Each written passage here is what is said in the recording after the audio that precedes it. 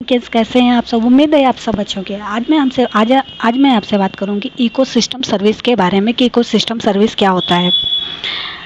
जो इकोसिस्टम होता है वो जैविक और अजैविक तत्वों से मिलकर बना होता है जो हमारे चारों ओर पर्यावरण के रूप में दिख रहा है।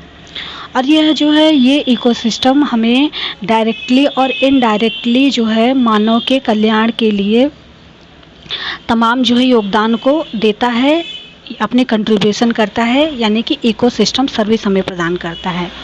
इकोसिस्टम सर्विस की बात करें तो ये 4 प्रकार के होते हैं। पहला है प्रोविजनिंग सर्विस, यानी कि ऐसे प्रोडक्ट जिसे हम डायरेक्ट कंज्यूम करते हैं, जैसे कि फूड लेते हैं, फ्रेश वाटर रिसोर्सेज, फाइबर जो हम लेते हैं अपनी बॉडी में, दवाइयाँ हो गई या अन्य जिससे हम ग्रो करने के लिए उपयोग करते हैं। दूसरा होता है रेगुलेटरी सर्विस, यानी कि विनियमित सेवाएं। यह पारिस्थितिकी संतुलन को नियंत्रित करने के लिए भी होती हैं। जो कोई भी प्रॉब्लम्स आती हैं इस इन्वायरमेंट में तो उसे टैकल करने के लिए प्रकृति खुद जो है अपना एक तरीका बनाया है।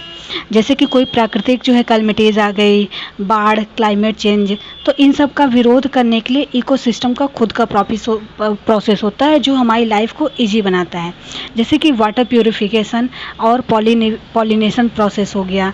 ये जो है प्रकृति की खूबसूरत प्रक्रियाएं हैं जो एक साइकिल को जो है लगातार जो है बनाए रखती हैं।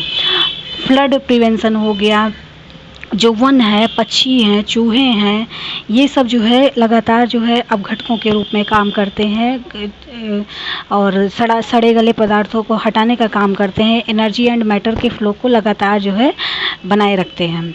जैसे कि ये जो होते हैं पक्षी, चूहे, मेढक, ये वन नियंत्रण का काम करते हैं। ये कीटों और रोगों को नियंत्रण का काम करते हैं, उनको हटाने का काम करते हैं। तीसरा है सपोर्टिंग सर्विस। ये कुछ नॉन मटेरियल बेनिफिट्स हैं जो इकोसिस्टम जो हमें प्रदान करता है। ये अन्य सेवाओं का आधार भी बनती है और बायोडाइवर्सिटी को लगातार रिच करती है। जैसे कि मिट्टी का निर्माण होना, जो पोषक तत्वों की साइकिल है, न्यूट्रिएंट साइकिल, जैसे कि carbon cycle, oxygen cycle, phosphorus cycle या अन्य तमाम इस तरह की साइकिल्स हैं। चौथा है कल्चरल सर्विस।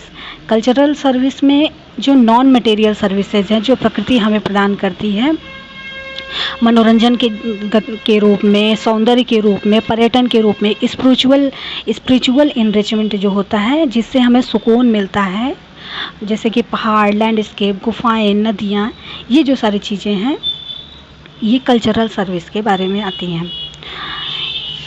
यदि रिसेंटली की बात करें तो रिसेंट में टेरी जो the energy and resources institution है उसने स्टडी किया कि दिल्ली के जू का के इकोसिस्टम सर्विस है। दिल्ली के जू का जो इकोसिस्टम सर्विस का कॉस्ट है वो लगभग 422 करोड़ रुपए अनुमान उसका आंका गया है।